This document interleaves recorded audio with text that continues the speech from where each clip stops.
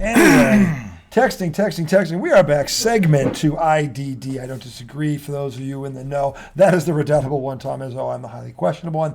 Arjun Benaccio. Segment 2 NFL recap. Final game of the weekend. The G-Men, as we both proudly predicted. Of course. We got that one right. Of course. Went into Minnesota and listen, don't be fooled by that score. They beat them up. Okay? They beat them up. And Daniel Dimes' contract is growing by the day.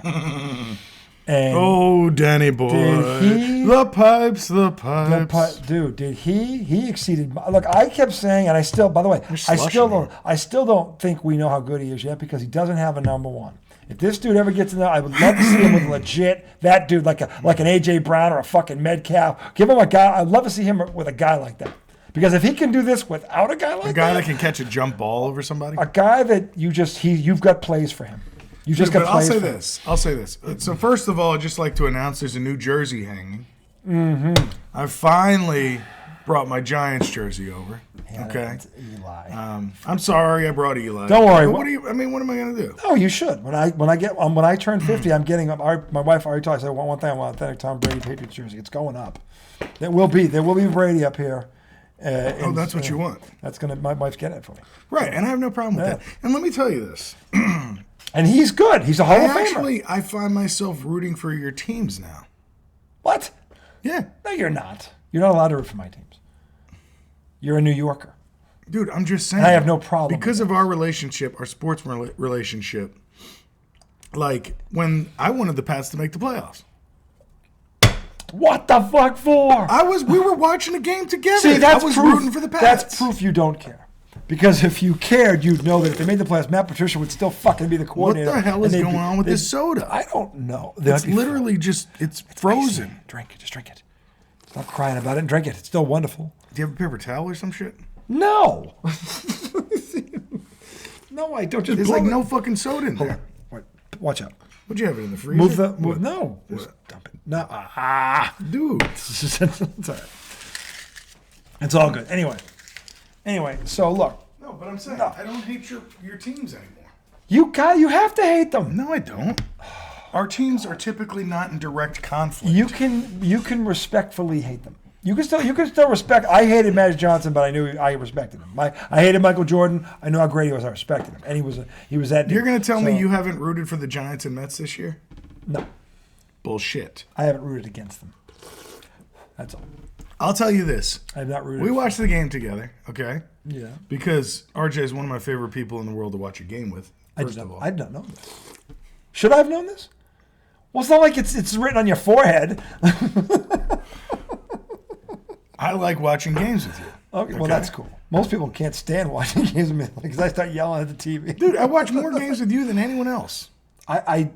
Is it true? Yes. Nah, you watch baseball with Maddie every night. No, I don't. And that's okay. Maddie doesn't watch baseball every night. Every time I talk to your daughter, she tells me about how the night before you and her were watching the Mets. That's not the same anymore. Used to be like that. Why not? She's older. You can still like the Mets. That doesn't mean, what is that supposed to? She doesn't sit there and watch it with me as much. Okay, but even though she probably understands it better now? Every Thursday night. Yeah, she's got other shit to do. All right. Well, every Thursday night we watch, and then I'm either with the group watching it while you're there, and if I'm not in the group watching it, I'm with you watching it. So I watch more games with you than anyone else. Okay. You know the numbers. I don't. I'm just saying. I thought that. And I will say this. On Sunday, at your house, every time the Giants scored, you put your hand up and high-fived me. Well, actually, you two-handed high-fived me. Every time the Giants got a stop, you did this. You said, there it is. There's the stop. There's the stop. Well, and when the Giants tackled them on 4th and 8, when Cousins threw a three-yard out. By the way. To Hawkinson, oh my God. You stood up and we fucking gave big dap. Yeah. Well, and you were very congratulatory. Well, no, because I respect. It's not you can respect. Hey, congratulations. You were rooting with me. Lie. I was rooting against Minnesota. You were rooting with me. I hate Kirk Cousins. You have no idea how joyous this was for me. Okay, forget them for a minute. Okay, I can't stand Kirk Cousins. I don't want to get on this though. I hate him. I want you to admit that you were cheering with me. Well, I picked them to win. Right. So if I root against them, well, why would you pick them and not? You gotta kind of have to back them then, don't you? Yeah, but you were rooting with me. Because I picked them to win. That's fine. I picked the Patriots to beat Buffalo the last week of the season. Why would you want that? I didn't want that. Because they're your team. I wanted a good thing for your team. If that had happened, that bumbling boob would have been inclined to bring him back for another season. Okay. Look, I wasn't thinking that deep. We talk about this every fucking week. It's your team. But I talk to you about it every week. I wanted them to win because I figured you wanted them to win. Sorry, I didn't know you were rooting against them. I picked them to lose. Because you thought they were going to lose. And I wanted them to. All right, I didn't know you wanted them to lose. How can anyone that's heard me talk about Matt Patricia, knowing what I know, if they get in, this motherfucker's coming back for another year. Well, then Belichick's dumb. He hired him. We already know that. So you're telling me he's smart enough to fire him if they back their way into the playoffs, but he's not smart enough to fire him if they don't get in, he's more inclined to fire him. If they get in, then he can sit there and go, well, we got in again, though. So maybe he deserves another year. It wasn't a total disaster. That's dumb. No, if they fail, like they don't get in when they were in the year before, and basically the same offense came back. They added a better, supposedly a better weapon. They should have been better. Their way into the playoffs by winning that last game. He would have been inclined to keep him. That's bullshit. Yeah, you know why? Because it would have been at Buffalo. That's why. Because they didn't, because they beat it. They said, well, we haven't beat them in 3 straight trips. Oh, my God. Yeah, and he's like, hey, maybe we're starting to figure something. Even after the whole season, it was bad? If they get in the playoffs, see, we got in. And no, because what he can say then is, look, guys, we still got in the playoffs, and it was his first year. He'll be better next year. That's the first fucking thing that'll come out of his mouth. All right, anyway. I don't want them in, because one, they were going to get bum blasted anyway. Look, all I was trying to say was, I don't hate your teams anymore. The Celtics are in the finals. I'd root for them. Okay. That's because you hate Draymond Green. Admit it.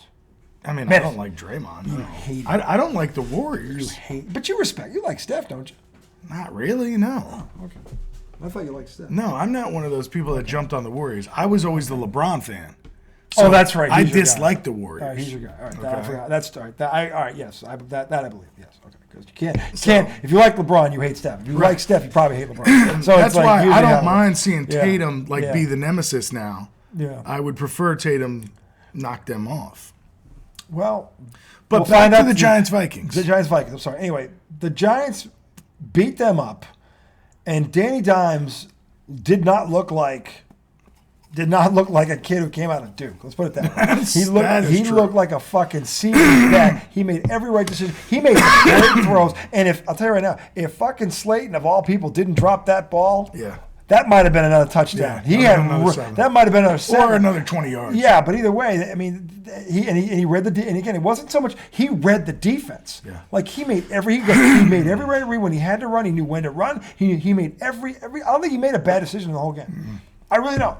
And to me, that speaks to 2 things: his talent, his work ethic, and his coach. Yeah.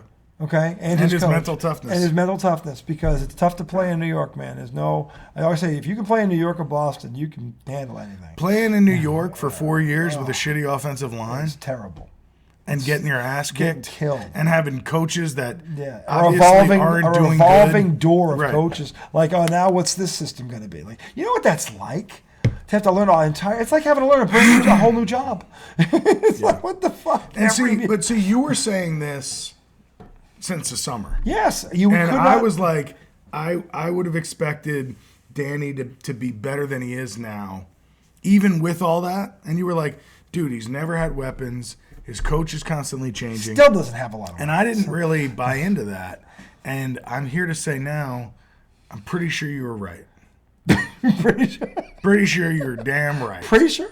Well, there's always... So is that like 70-30? What is that? No, it's like 90-10. Because there's always this chance that, like, Danny blows up and he's not good again next year. But that's sure. But the way he's played this entire season has shown that he's getting progressively better. He is. And he has this talent inside of him. On top of it. Right. Yeah. And which really comes out when you know what you're doing. Right. And it's not just like, oh, yeah, he's a good quarterback. He's a hell of an athlete. Yeah. Like, when he takes off, He's fast as shit. He has become a legitimate, and I can say this now, he has become a legitimate dual threat. Yeah. When you rush for 78 yards in a playoff game and throw for 300 as well, you are a legit double threat. Okay? You are. And I don't care who the defense is. Okay? You do that in a playoff game? Yep. Now he's got to show that he can do that consistently. Yes.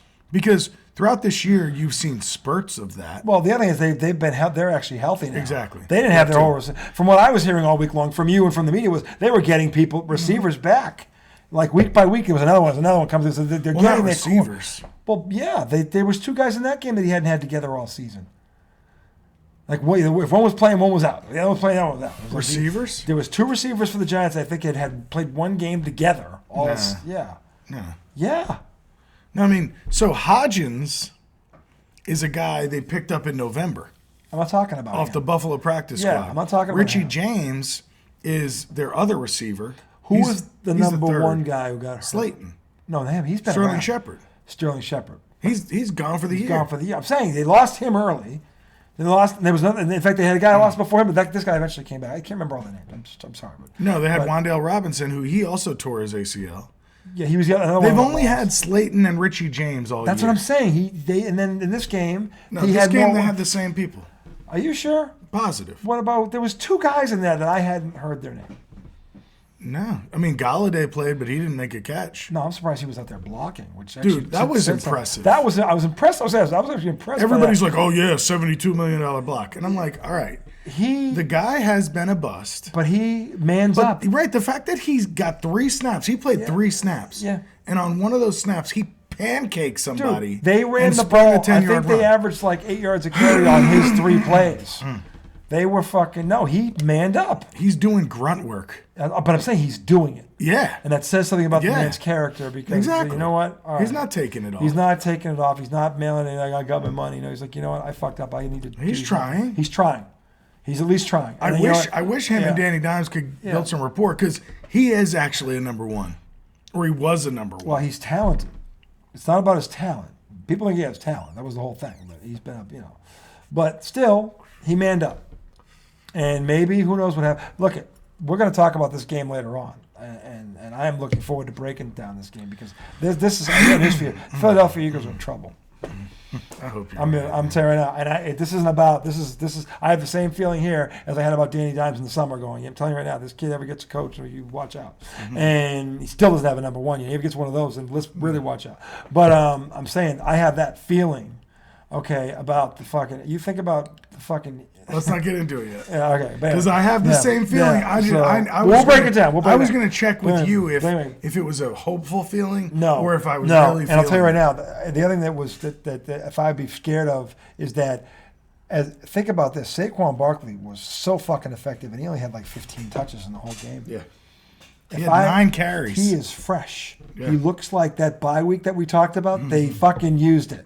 And this speaks to Brian Daboll as a coach because he knows what to do when he gets the bye week. Those 2 guys, Daniel Jones, and they look refreshed out there. That was the thing I noticed. When he turned that first fucking touchdown that Saquon off the left, dude, he looked. Are you fucking kidding me? Shot out of a cannon. He looked shot out of a fucking cannon. I'm like, dude, this is week 18. How fucking he look like that? But the way he ran, just kind of almost waiting for the blocks, stringing it out, and then boom, he hit the afterburner. I'm like, oh fuck. Like he looked like they look refreshed. Like and by the way, they look motivated. They look confident.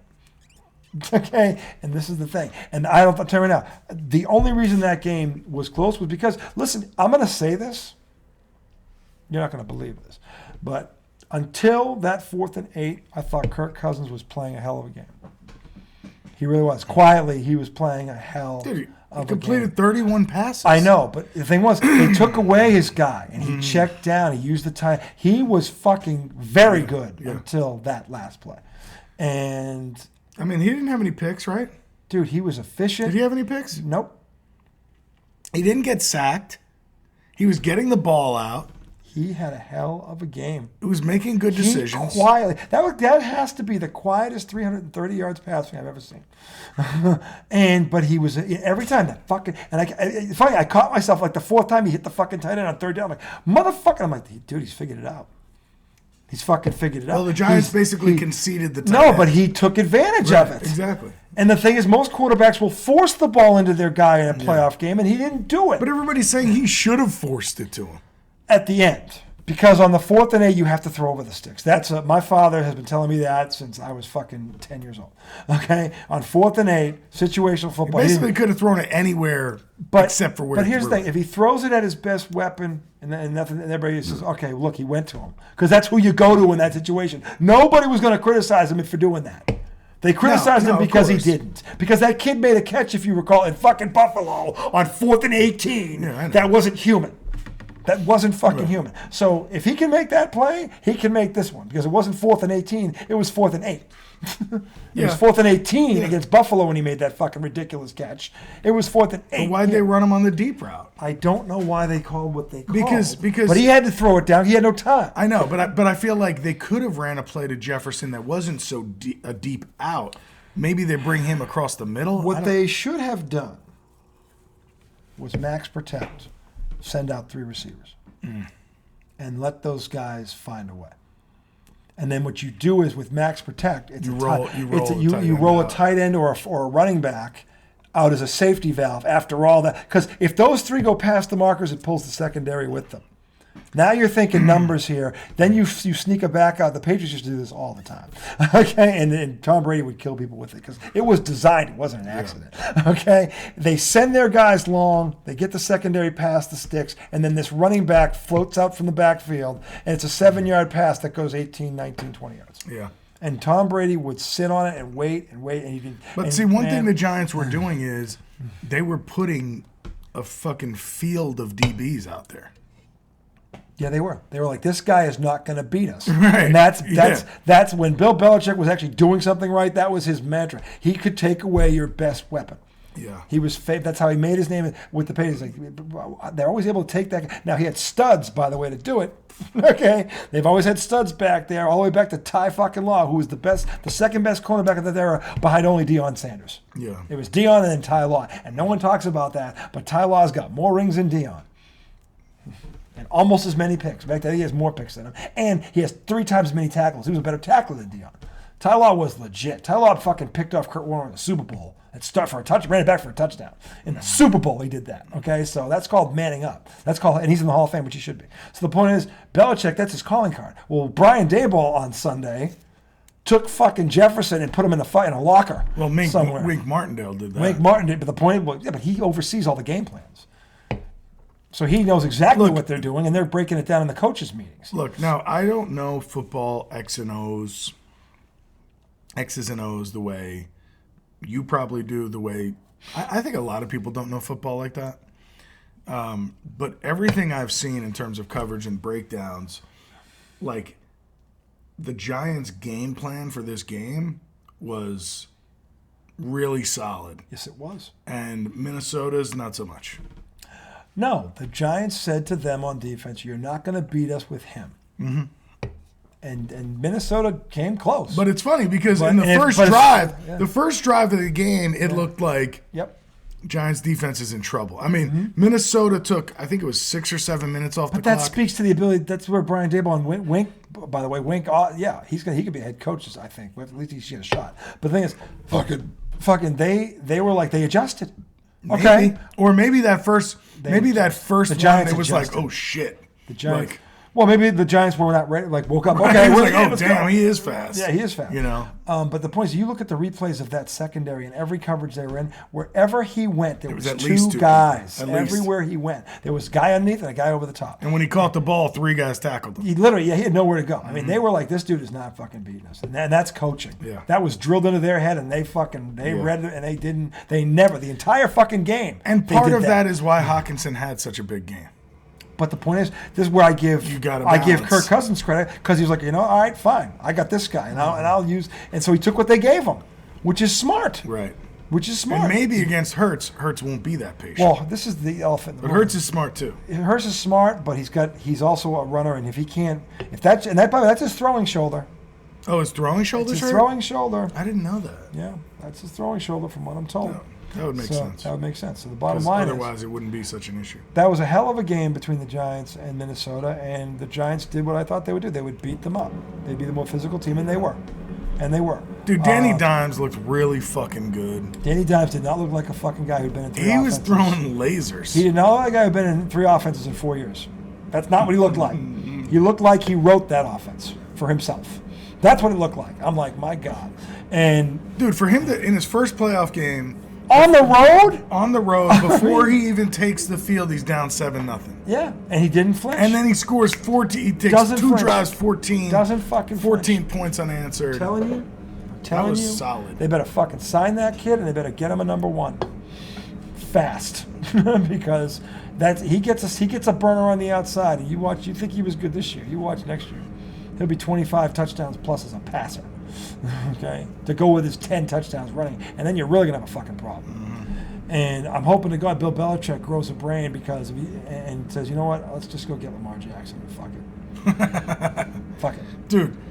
How many teams should be looking at Lamar? Did we already talk about this? We stopped at 13. I mean, I said 12 originally. We got to 13. We probably could have kept going. Probably a couple more. Probably could have kept going. But the bottom line is that he's an MVP and he's 25. And you know what? Stephen A. Smith brought up a great point today. He said that the reason that they lowballed him, and by the way, I found out what the contract offer was, by the way. They did not lowball him. What was it? When he signs on the dotted line. Oh, they wouldn't give him the guarantee. No, but they did listen to what they gave him.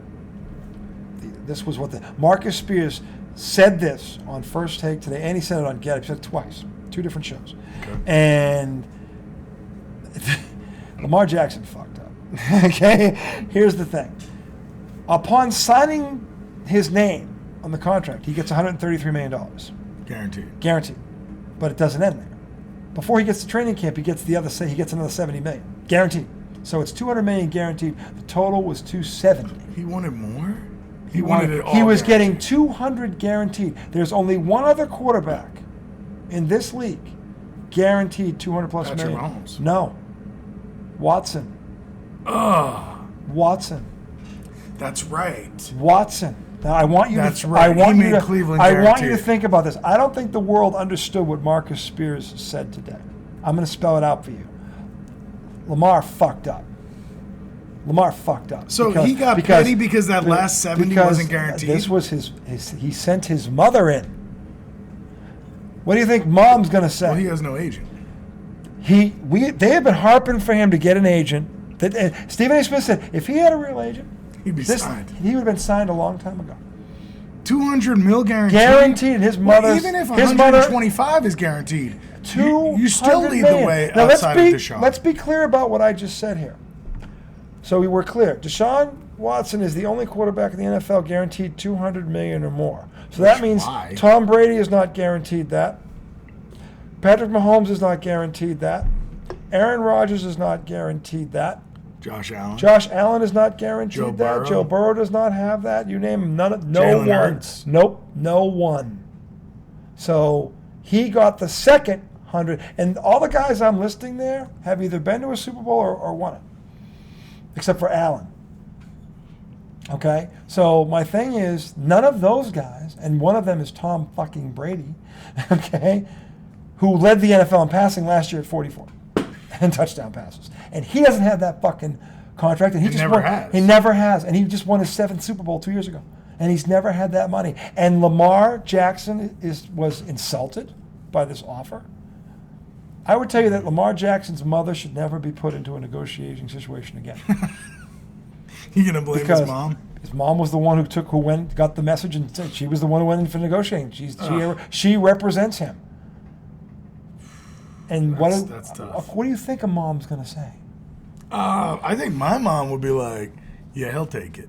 Your mom don't go. You think my mom wouldn't? I'm not saying your mother wouldn't. I'm saying don't say your mom can't speak for all moms. My mom's cynical and from the Northeast. Your mom can't speak for all moms. You're not going to do better than this. You're not. I'm saying, but I'll tell you now, and Stephen A. Smith and other people. I'm not trying to speak for all moms. You're saying, what else is a mom going to do? I'm saying, what else is his? Well, think about it. His mom was the negotiator.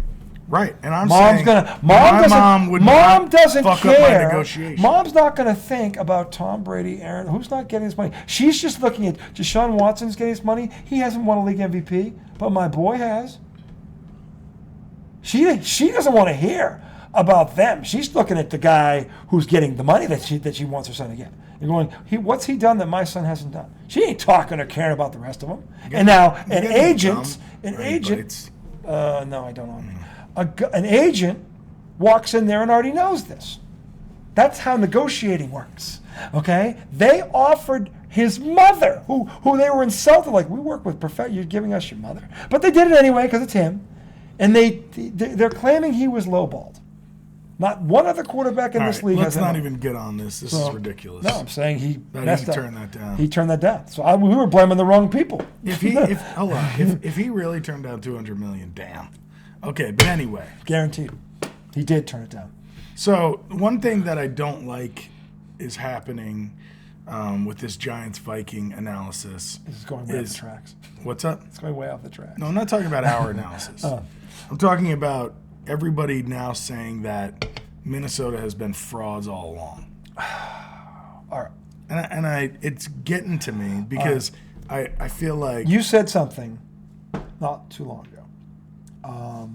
You say, verbatim, you consider me an above-average fan in terms of what I know. Mm-hmm. Okay? In terms of my knowledge. I said your takes are typically... Spot on. There are more sodas in there? I'm sorry. No. But this So you said that. Heavy. So if you feel that way, and I would hope you would, because all my stuff is factual. I don't just I go and look shit up, and then my opinion comes off of facts. I don't just pull it out of thin air. But anyway, the bottom line is, not many people do that, but I do, because I want the facts. Because one thing about have samosa? Facts can't be argued. And whether I like the facts or not, I won't argue them if they're the facts. Thank you, sir. I won't argue them. I may not like it, but I'm not going to argue it. So my thing is, trust me when I say this, a 13-win team doesn't suck. A 13-win team in that league is good, and not by default. It is so hard to win in the NFL. When you win, and by the way, 11 one-score games speaks to clutch. Nobody is lucky 11 times in a row. Nobody's that fucking lucky. Nobody. Okay? I could sit there and rant and rave and piss and moan and hate them all I want, but the bottom line is when you win 11 one-score games, you are not lucky. You are fucking good. But then why do people discount shit like that? Because their defense was always their offense. We just talked about this. Their offense won 13 games. I don't think their defense won a single game for them all year. And I'd love to see it if it happened. Because I don't remember them just shutting somebody down when they had to or locking them down for a game. They had to outscore people or something freaky had to happen. Yeah. But usually they outscore people, and that speaks to their good because they consistently outscored people. So they were good at that. Well, they had and a very good Dalvin offense. Cook. They can stay on the field. You know. Yeah, they've got weapons. I said talent-wise, from a skill, they don't take a backseat to nobody. I guess, but they don't have the defense. It just annoys me, and I'm just acting like a little baby because basically I feel like everyone discounts what the Giants did because their defense isn't great. Yeah, but it's funny how if Kansas City loses, they won't. So, because Kansas City loses because of their defense. But their defense occasionally stops somebody. They're better than Minnesota's, I would think, at least on paper. So, but you know what, though? The thing is, you're in there, and by the way, you're in their building. Home field in football matters. It's the one sport, well, basketball it matters too, but not as much as it used to. But football is the ultimate home court advantage, home field advantage. So to go into a 13-win team's place and beat them when it's the playoffs, nobody's taking a night off. Nobody's looking past you. It's one and done. You're getting. They have the best receiver in football. Yeah, you're getting their best punch. You're going to get their best punch. Whatever it is, you're going to get it. Guaranteed. So that was a big win. It was on the road. They were the 6th seed, and I got news for you. We're going to break down this game in a little bit. I'm telling you right now, you're going to be surprised when you hear what I have to say about it. So, in any event, because again, everything I'm going to throw at you is a fucking fact. Okay, so what I'm going to say to you, you can go look it up. It's all you can just Google it. That's all I did, is Google it. So, but we'll get into that. Anyway, the Giants won a game that I thought they could win. I thought they were the better team, and they acted like it. And that's no fluke. So it's no fluke they got here. It's no fluke, by the way, that any of the teams are here. Yeah. I want to be very clear about this. So when we go into our previews here, and we'll start in the AFC, You look at those two games. Wow. I mean, these are going to be fun. Hell yeah. Buffalo. Well, I don't know. So this is going to be fun. So this is going to be fun. Both these games are going to be entertaining. I guess to me, I'm thinking that Kansas City should beat Jacksonville handily, and maybe I'm underestimating Jacksonville. But I don't know. I think I think the Chiefs are that much better than them. They are not, and I can prove it to you because I looked this up already. So here's the thing about this. Have they played like opponents this year? They played each other. Oh, did they? They did, and they played in Kansas City already. I assume KC won. They did, but it was competitive, to say the least. Okay. And the thing is, and if I go to this, I mean, it was 20-10, and then 2017, and then 27-17 was the final. So it was back and forth a little bit. But anyway, so Kansas City didn't have their way offensively. They did. Patrick Mahomes had one of his best games of the year. He was 25 of 36 for 331 yards, 4 touchdowns, 1 pick. Okay. They had almost 50. They almost had 500 yards of total offense. Jeez. And only 27 points? Yep, only 27 points. That's the thing. They held them in the red zone. That's why I thought maybe they didn't have their way. Coincidentally, now at the time, this was right before Jacksonville started their win streak. What week was this? Like week 3 or week something? 10. Week 10. Week 10? Yep, they were 7. They were. Jacksonville started winning late. Jacksonville was 3-7. They started that win streak. They started that run where they won 6 out of 7. Damn. Yeah, and this was the last loss they had before that run. And it was on the road, and they were competitive. Even though their defense gave up a lot, they bent, but they didn't break. They held them to 27 points. And the thing was, if you look at this is the thing. They were not – Jacksonville was probably a little in awe of them at that point because they didn't know what they were yet. Right. But here's the thing. They've seen them. Okay?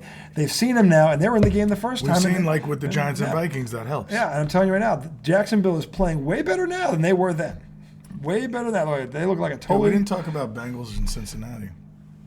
Bengals and Buffalo. We're going to. No, we didn't talk about... We didn't recap that game. The Bengals and Cincy? Oh, you mean the Ravens and Cincy? Yes. Oh, yeah. Okay, yeah. What do you need to know? Cares? Goal line, fat guy, 99 yards the other way. Cincinnati wins. That guy wasn't fat. No, he was athletic, actually. He was. And by the way, Andrews, the tight end, real quick, he almost ran the... shit. Did you see that? He almost went around 3 guys and looked got like one of the fastest guys in the league. Dude, talk about effort. Like, if I saw that, I'd fucking give him an extension right there because everybody else, the other 10 guys are laying on the fucking ground. He gets up. There was one other guy that started. But he gave up. He just disappeared from the screen. He caught up. Andrew starts fucking Forrest Gumping it. It reminded me of like, Demaryius Thomas. Yeah, he caught up. that? Yep. Or DK Metcalf. Was it DK Metcalf did that too? Ran a guy down? DK did it, yes. Yeah, they both did it. Yes. And this was like that. And he almost got around 3 guys. This guy had a fucking cavalry with him, and he almost went through 3 of them. And still, I think he got a hand on his foot. He got close. He actually almost got pushed from behind. Yeah, he got blocked eventually, but he actually, as he was getting blocked, I think he almost got a hand on him. Like, holy fuck. I mean, and he had already run 90 yards when he caught. I'm like, man, that's effort. He's big. He's not like, this isn't a track guy. He's big. This fucker started pulling a Forrest Gump. He's fucking... I was like, and I'm like, outrun most people in the league. Dude, he is fast. I was like, holy. And he just kept, he almost fucking got a hand on him. I was like, holy shit. Part of me was going, come on. Imagine, I know. You imagine being a corner and having a guy that big running right at you. Running by you.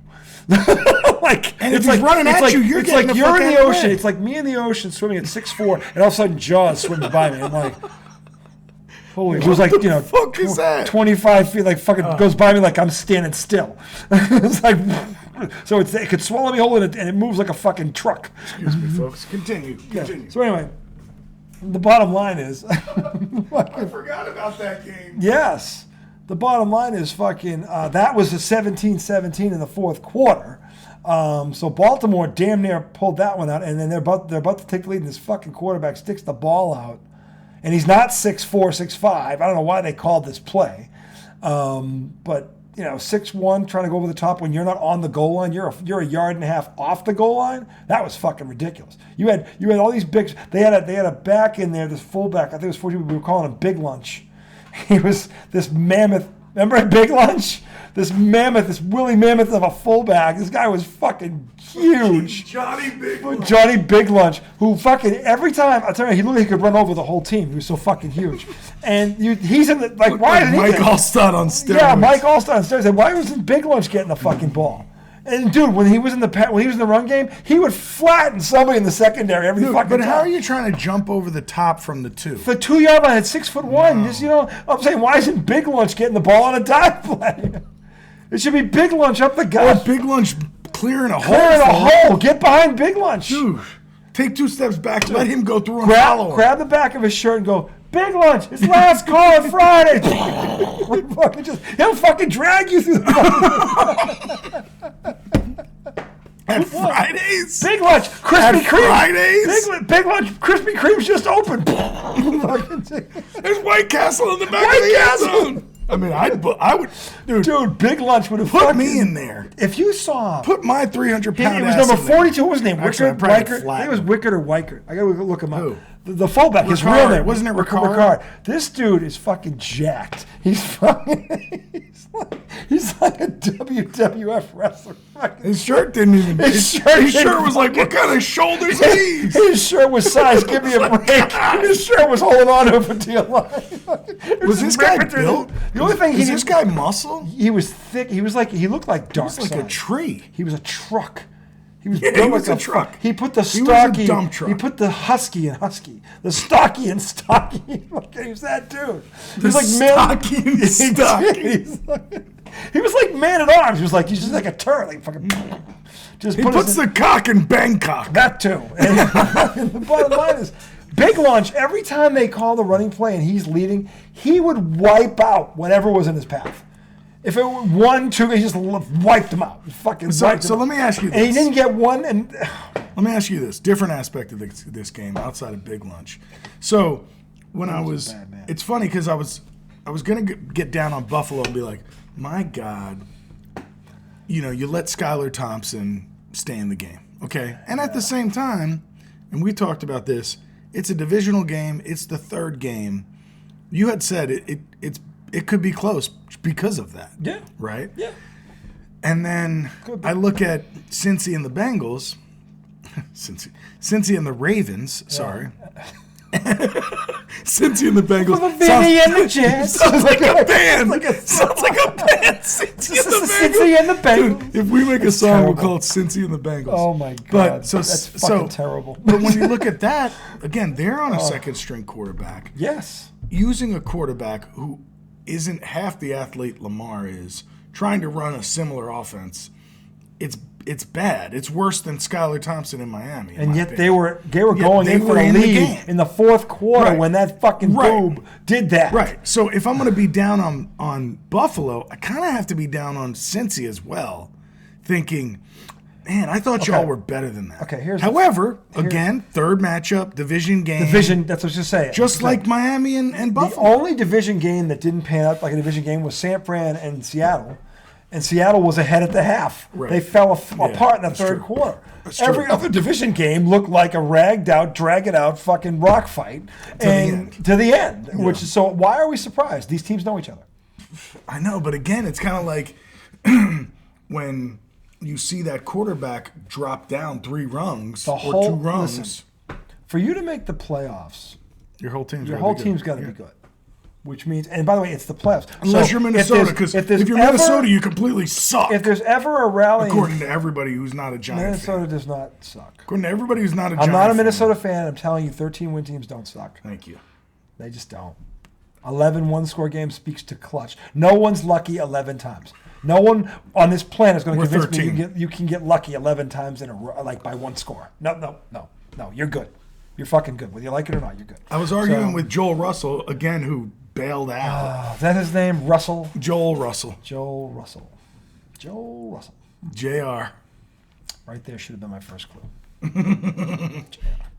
So, you're RJ, he's whenever JR. He fucks up. He's the anti-RJ. Whenever he fucks up, we refer to him as JR.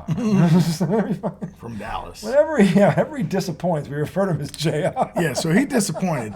But so, it's funny because, he was... Ewing! He was like, they have 13 wins. Look at the division they play in. I was like, look at the division they're playing. They had to beat the Packers twice, which they did. The Lions were one of the most improved teams in and football. I said that. I said the Lions were good. I'll give you Chicago. So then, but the other two were decent. No, Chicago wasn't good. But Chicago, Justin Fields played well for about, 10 games this year. Justin Fields actually had a very good year. He has no help.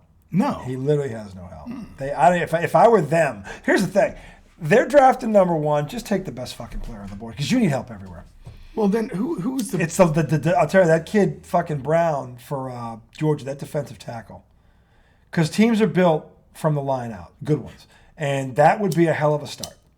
Dude, or trade the first pick and get 2 in the top 5. Well, if there's a team that's willing to do that, then do that. Right. And then get 2 starters. If you can do it, fine. Somebody was talking about them picking a QB one. No. Like, Justin Fields looked good Justin this year. Fields did a lot with very, very little. Very, very little. So I'm not. David Montgomery. But you have to let him run. Montgomery was his only weapon. The running back who's good. But after they traded for Claypool randomly. Yeah, but he might be something next year. But he's probably at best a 2. At best, he's not a number 1. Is he a speed guy or is he a big guy? He's a big guy. He's a big guy, right? He's not slow, but he's not known for. He's big. He'll go up. He's a 50-50. You throw it up, he gets it. He's that dude. But he's not a burner. But so anyway, the point is that their division was not cupcakes. It had a cupcake in it, but the whole division wasn't. I mean, every division has a cupcake. It has a cupcake. I'm saying unless you're except the NFC East. South, which had 3. The NFC South had 3 cupcakes. And Tampa was a Danish. So I mean, it was like the bottom line. I'm just saying. NFC East had no cupcakes. Not one. They had. I'll tell you now. I know the Commander fans don't want to hear this, but if you were in any other division, I have a feeling your record is better. If you had any other coach. Oh my God, that's the other thing. Why on earth? You start the season with Carson Wentz. It's a fireable offense. Then you bench Wentz or he gets hurt. You're going with Heineke. And he's winning. You go, you know what? This is the biggest moment of our season. Carson, suit him up. The guy who did this. What the fuck? The guy who blew this moment last year against a dysfunctional Jacksonville team. They went in there They're playing Jacksonville, who just dumped. Stunk last year. Urban Meyer had they stunk. They didn't get what's his name until the offseason. They had an interim coach in there. That team is playing for nothing but the number 1 draft pick, and they go in there and they lose. And he plays awful. He has like 3 picks. He fucking blows the Pope. He is awful. Awful, awful, awful. Okay? And so much so that they literally move on from, they just let him go after 1 year. Like, get up. Probably dropped him out of a plane somewhere with a parachute. But maybe Ron Rivera looked at Heineke, looked at Wentz, and said,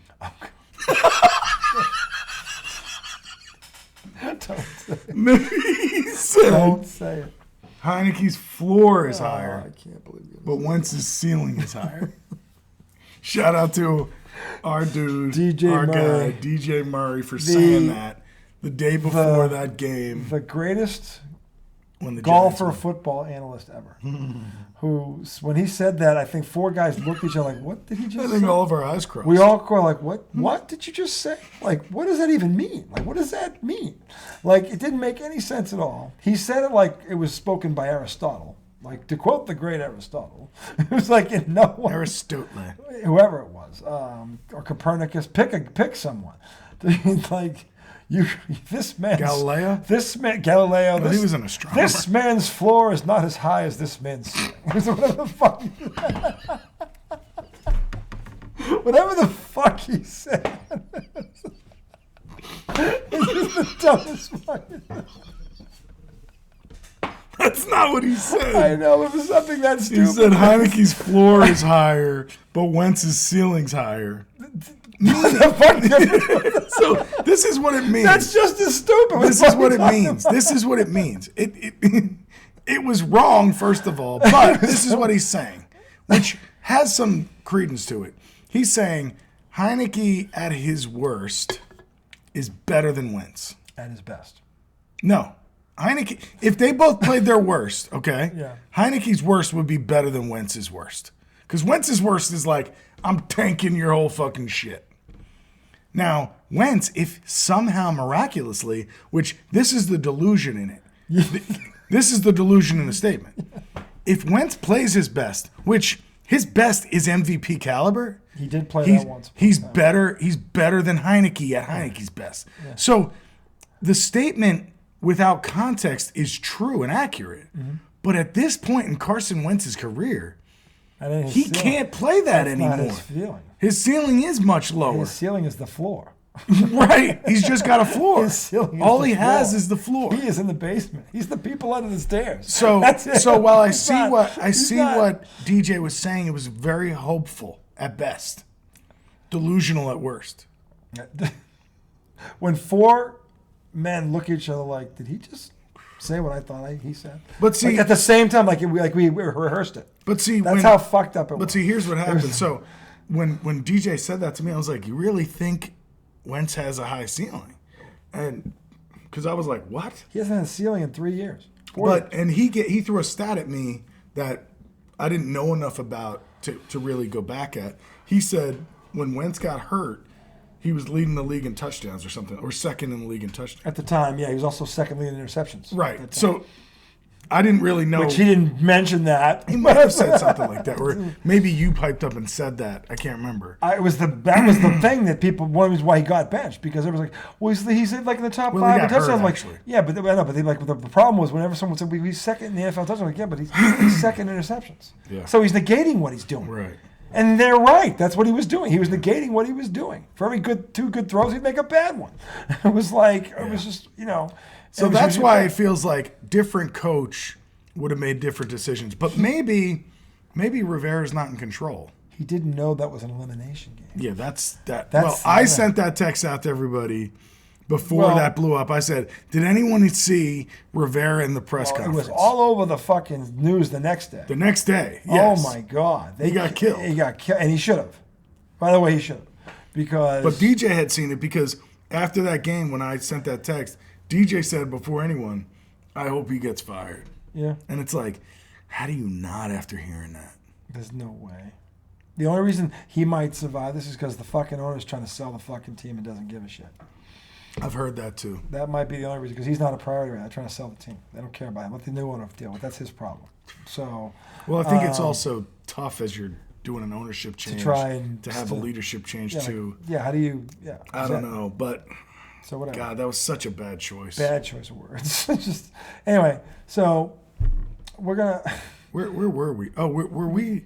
We were talking about the games. The We were AFC. previewing which game? KC K- Jags No, it or was Buffalo and Buffalo, Cincinnati. Cincy. We were going off on how Baltimore hung with these guys despite and went off on the rails. That's right. I realized when we started to rails. do it that we hadn't recapped that game. That's right. We went off the rails with So this. Anyway, all right, let's quickly talk about Cincinnati Buffalo. Go. 2 minutes. Cincinnati is going to win this game because Buffalo's defense can't overcome the mistakes of their quarterback, who seems to not understand the magnitude of his mistakes. Hey, we won, didn't we? That tells me he doesn't think it's a problem. I saw the Boston Celtics do this for 3 series last year, and it bit them in the ass when it mattered. Are you talking about Josh Allen talking in the locker room? Mhm. Doesn't matter how we Doesn't win. matter how we win, as long as we win. Like, dude, you keep throwing 2 picks, you're going home next weekend. And if he does that against Cincinnati, I guarantee you, I think he's going to throw at least 1. Because I think Joe Burrow's going to play a clean game, and Cincinnati's going to beat him. And the other thing is, Cincinnati's front 7 right now is better than Buffalo's front 7. Because no Von Miller. No Von Miller. And Buffalo has not addressed that issue, and it's a problem. And if they can't get this kid in the ground late in the game, which they're not going to be able to, it's going to be close. It's in Buffalo. But Cincinnati's going to win that game. I would say Cincinnati 31, Buffalo 27. I was going to say 34-31 Cincinnati. So you also think Cincinnati? Yeah, definitely. Okay. Because I don't like how Buffalo's defense allowed Skylar Thompson to do what he did. Mm-hmm. I think that's a red flag. It is. He's I- still third string. Yeah, I know that. His team can hang around for a while, but 17-0, No. that game should have been over. Yeah, it should have been over. And I think I'll give Cincy a bit of a pass on the Ravens because true, the Ravens scored what? The Ravens scored 17 points? Is that- Okay. They should have scored 24. Right. So maybe I shouldn't be giving them a pass, but to me, that felt more like a fist fight, like a was a fist fight. slugfest. Yeah.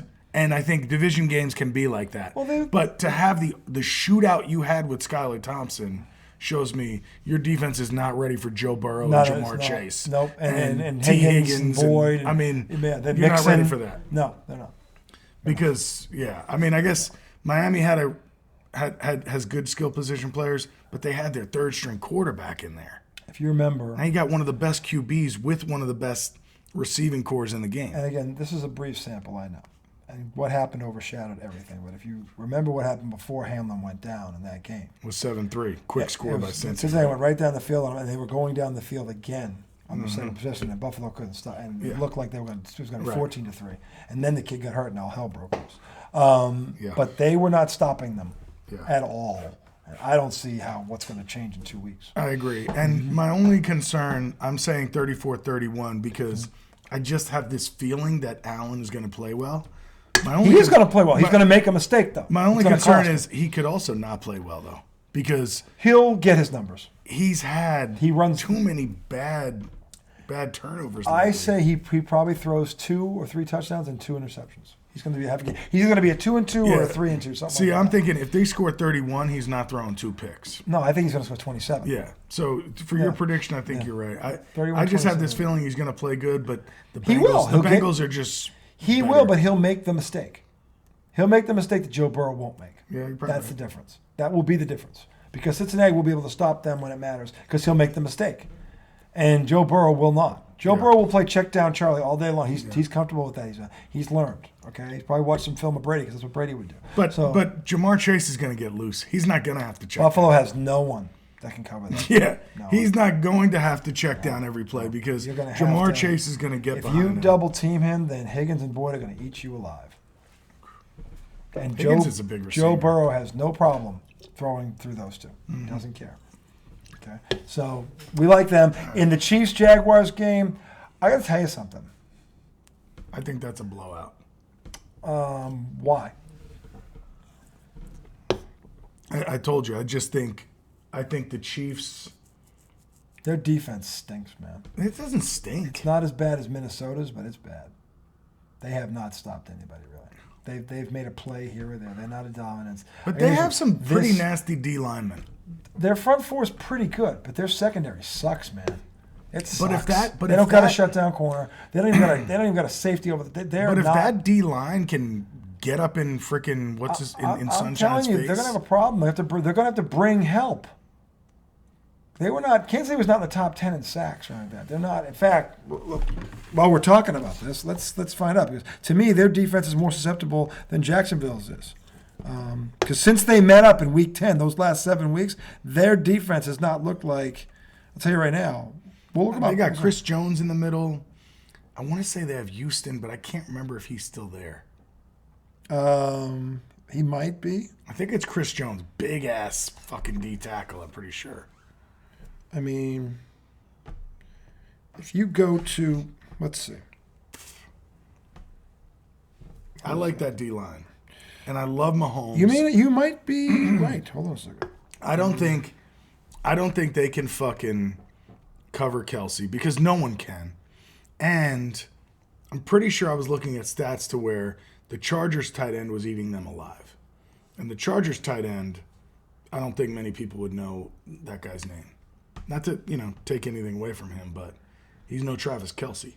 No, he's not, but I'm just saying, I want to know, so 221, 222 season. No, 17. This is the first year of the 17 games, right? No, it's the second. Yes. First year, 17. Why do I think it's 16? Here we go. If you want to look at, here's what I wanted to know. So, defense, okay. They are. How many sacks? Well, I'm going to get to that. Are they in the 30s or 40s? I'm trying to find them. They are 1, 2, 3, 4, 5, 6, 7, 8, 9, 10. They're 11th in defense in terms of yards.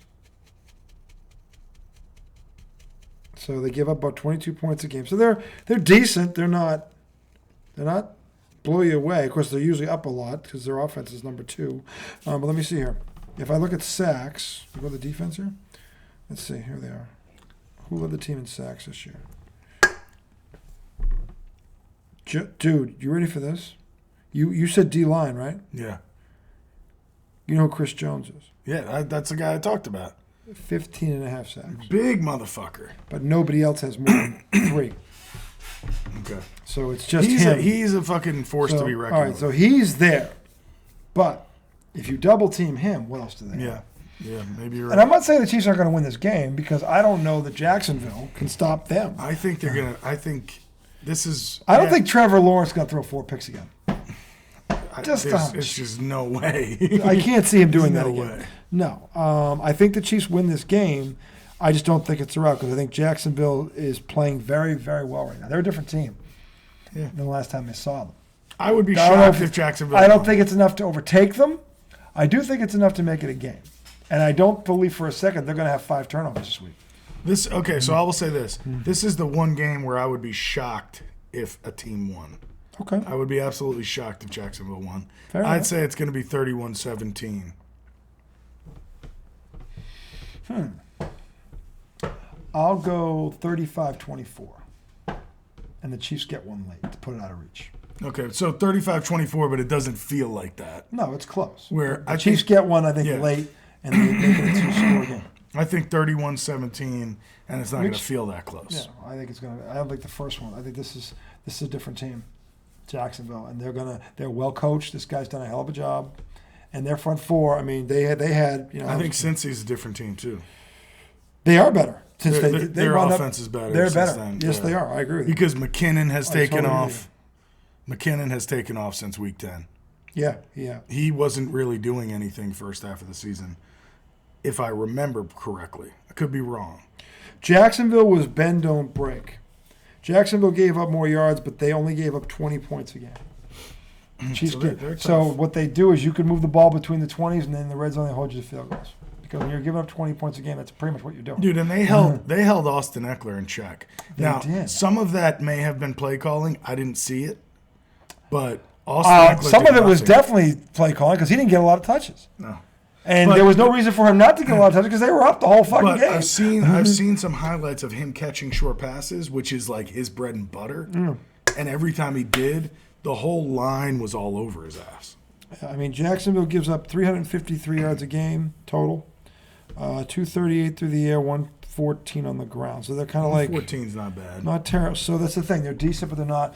But then this is where they, again, one in the red zone, they shut you down. That's one thing. That's big. Red zone defense. The Patriots were when they were. This is except for that 0-3-0-4. That the defense was all time great. No one realizes it. They were 14 points a game for 2 years. That's it. That's all you got. Yeah. That didn't matter who the fuck you were. They held Peyton Manning at 3 points in a playoff game. Their defense was so annoying when they weren't that good, but they would let you drive 80 yards, and then they would clamp down. And it was always a field goal. Yep, it was always a field goal. And they, so this is the playoffs. What were they in the regular season? I don't care about the postseason. Here we go, regular season. But tell me this: would you be shocked if Jacksonville won? Out of all these games, is that the one where you'd be like, "Damn, they won"? I wouldn't be. But compared to all the other ones, I'll tell you why I wouldn't be shocked. Sounds like you'd be shocked if the Cowboys won. That'd be the shocker. That would shock you? Absolutely. That wouldn't shock me. It would shock me a ton. I'll tell you why. Because this guy is a much better. Michael McCarthy ain't out-coaching this guy, number one. Number two, San Fran's defense is the best in the NFL. Number three, Dallas is losing a day. They only have one. They have almost 2 less days to prepare than San Francisco for this game. Because they play from a Monday to a Sunday, where San Fran played Saturday, so they get an extra day and a half. That's going to help. Okay. Number four, there's no way San Fran's secondary is going to be have holes that look like sinkholes. I think San Fran's secondary is the one question mark in their defense. It's the one question mark on their defense. It's still far superior to Tampa's. It's far superior. Yeah. There's no way. But also, there's no way CeeDee Lamb's going to run that free, that open through that secondary. There's no fucking way. For me, it's not really about the secondary. It's more about the D line that San Fran has. The whole front seven. Yeah, that too. The whole front seven. The linebackers are ridiculous. They got ridiculous linebackers, man. I'm telling you, they are fast. But they also have fucking Bosa. I'm telling you, he's a dude. He's their best. This is the thing. They are loaded. They're fucking loaded. I mean, listen, they've won 11 in a row since that Kansas City debacle, and that was McCaffrey's first game. He didn't know the offense. Yeah. Since then, their offense is number 1 in the league and their defense is number 1 in the league. You can't ignore that. The only reason You can't ignore that. Look, I know this is silly, but what Jarrett Stidham You did to can't them, get over that. I know. I can't get past it. You look at that Raiders passing attack in terms of talent again, and tell me why you're surprised. Right, but you got CeeDee Lamb, and you got not as good. You got Tony Pollard, CeeDee Lamb. CeeDee Lamb Gallup. CeeDee Lamb is nowhere near Devontae Adams, and it just goes downhill from there. CeeDee Lamb is not a top 5 receiver in the NFL. No? Devontae Adams is arguably the best receiver. I think CeeDee's a top 5. I'll give you 5 right now. He's not. All right, go for it. Okay, so fucking obviously Devontae. Obviously Jefferson. Yeah. Obviously the Cheetah. Obviously Waddle. You think Waddle's better than CeeDee? Waddle and the Cheetah both finished in the top 5 in receiving yards. CeeDee not up there? He's not. He's like in the top 15. He's not in the top 10 of them, I think. Okay. There's those 5. A.J. Brown fucking for Philadelphia. Metcalf. He's not. He's not. You're right, I'm telling you, he's not. He's good. He's not those guys. He's not that. pretty He's not fucking Debo. good. He's not Debo Samuel. He's not as good as Debo Samuel. Debo's dual threat. Debo is, but he's a receiver. So. But he can also run the friggin' ball. He's he's the other one, but he's listed as a wide receiver, and he had wide receiver numbers. I'm telling you. you're right. So I'm saying Dallas has. Listen, I still like their offense. Yeah, I would, but they're playing San Fran's defense, who's the best defense in football, and they can rush 4 and get to him. They don't have to blitz. San Fran can get pressure with 4. But that's a problem. Dak's got to move. He's got to move. He's got to move. He's got to move. Because when Yes, I he think does. about Stidham's success, sure, he's got a great offense. He was out of the pocket doing damage. Yes, he was. Well, he was mobile. That was his Right. thing too. And that's why they had no tape on this kid. Right. They didn't know what he could do. But I think Dak's going to And have to run a when little more. when you're playing against a guy who looks like him, you're not thinking, oh, this guy's going to run for 100 yards. That's the last thing you think. He doesn't look the part. But then he gets out there and he starts running around. You're like, what the fuck is this? Yeah. And you're not even thinking that. Then you have to account for him, which takes another guy out of your secondary. A secondary where Devontae Adams and Renfro and fucking that tight end, and they're all running through it. Yeah, and Jacobs. Give me a fucking. Their offense is loaded. you're right, That's you're why. right. That's why Josh McDaniels is such a monumental fuck up, because he got handed the keys to a fucking Ferrari and he crashed it. He fucking crashed. They lost. How many 20-point leads did they lose? 6, 7. That was halfway through the season. It was halfway through the season. They lost. Think about this. And you're surprised they lit up. They can light anybody up. They can light anybody I know, up. but still, you talk like you think about the best defense in the league, and you think, all right, they should be able to hold anyone down. They didn't hold KC down. Yeah, that's why I think But they Dallas could throw some points up. But on I them. think that here's the difference. When KC played them, Purdy wasn't the quarterback. I think Purdy has elevated. Purdy is the best quarterback they've had all year, and it's not even close. And you know it. You know it. I mean, there's certainly their know offense it. looks better They now look than it has totally. the whole year. Dare I say it? They look like the Patriots. They When they have look weapons nasty. everywhere. They have weapons everywhere. The quarterback doesn't make every decision he makes is the right decision, and he gets the ball out super fast. Has he thrown a pick yet? He has, right? Okay. He's so- like thrown 14 touchdowns and 2 picks. Damn. It's a great, and his completion percentage is 70. Jeez. But he's got weapons around him too. But he knows how to use them. It's one thing to have weapons. It's another thing to not. Trust me, I can write a book He's on also this. got a really good offensive line. Yes, he does. On top of that, he has an offensive line. That tackle is the best left tackle. Left tackle, Trent, is the best left tackle in football. It kind of reminds me of the Eagles. Yeah. But they're more talented than the Eagles. On offense, they are definitely more talented than the Eagles. Yeah. They are. Yeah. I'm telling you right now. It's fucking Sanford. When they But- got but McCaffrey, the Eagles are close. McCaffrey, The they are Eagles are close. close. They're comparable. But the difference is McCaffrey. When they got McCaffrey, everything changed. That the last game they lost was the first game he played against Kansas City. What did they trade for him? I don't know, but They give up a 1? it was, Or they was gave it a up 2? they gave up a high pick. I think it was a 2. I think it was a 2 and a 3 actually. It was 2 picks. That's worth it. Totally fucking worth it. And You can't find that in the draft. nope. Not where they're picking. Not where they're picking. No. The running back classes, there's nobody Dude, like McCaffrey's McCaffrey. big. Dude, he's got Like, got have so you many seen- weapons. you see Dude, the they've arms got on that Kittle. guy? They've got Kittle. Ayuk is a burner. They got you look at the weapons on this fucking offense now. Who do you double team? I hate having to pick them, though. Why? Because I don't know. I want it to be. I want Dallas to beat them. I want the Giants to beat them. Well, that'd be fun. I want the Giants. Because here's the thing. Then the Giants will have gone through the best defense in the NFL. And then Danny Jones will get the credit. The Giants haven't beaten a believe, great defense yet. No. There aren't a lot of great defenses in the league. Well, Philly's considered very good, and San Fran is considered great. If they beat Philly, that will be their first, like, we took down a top defense. Because when I think about some of the Giants' wins, I mean, they beat Tennessee week 1. That's a good defense. Not a great defense this year. Yeah. But a good defense. Yeah. They beat the Jags. They beat the Bears. They beat the Commanders, who have a good defense. If you look at... The Colts have a good defense, but they were in shambles when the Giants played them. Colts defense was way down the bottom. But then I thought they had some good games. Who did they? They beat the Commanders. Colts held the Chiefs to 17. By the way, the Commanders were 3rd in the NFL in defense. Okay, so they beat that defense. They beat that defense. That's they tied that defense and beat it. Philadelphia is number 2. San Francisco is number 1. The Jets are 4. New Orleans 5. Buffalo 6. Broncos, Patriots. Tampa Bay, ironically, finished 10th. Where the fuck were they? Wow. They didn't show up at all. Ravens were 11th. They beat the Ravens. Yeah, they beat the Ravens, and the Ravens were right in that game and held Cincy down. Remember, Cincy's offense only scored 17 points. Oh, but I will say this: the Ravens' defense has been playing a hell of a lot better the last finished 6-7 weeks of the year. They finished 11th. Yeah, you're in the top 12. You're legit. Top 12 is. Yeah. So, but the Giants have not beaten a defense like the Eagles yet. The Eagles.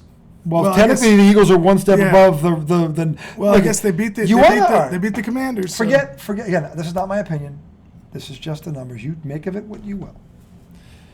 Philly's number 2 at 301 yards per game allowed total offense. The Commanders are 3rd at 304 yards per game total offense. So we're quibbling over no. fucking yards. No, but you have to look at this though. The friggin' Eagles have over 70 sacks. They're number 1 in sacks. The lowest number of sacks on their line is 7. Now here's Fletcher Cox from the tackle position has 7. Okay. The other tackle, other tackle I think has 11. Let's be clear about something here, because the Eagles have lost like 3 of their last 5, and yes, he was out for 2 of those losses, but they did lose 1 with him to the Commanders, by the way, on their home field. So here's the thing: part of the reason is talent. They're talented. Yeah. Here's the other reason, okay? The Eagles were blowing people off the planet for about 8 or 9 years, okay? Yeah. So what happens, boys and girls, is that when you force a team to become one-dimensional, guess what you get to do? Blitz. Just pin your ears back and go get them because all night. Because they're down 17 fucking points and they have to scrap the game plan. Because that's what's happening.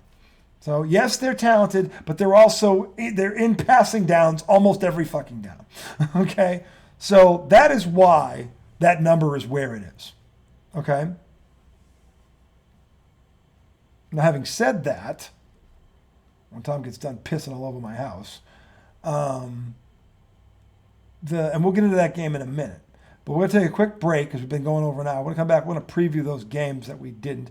But I've got San Fran. I think he's got Dallas. And we've both got Kansas City in a close game. We'll be right back for the last 2 previews.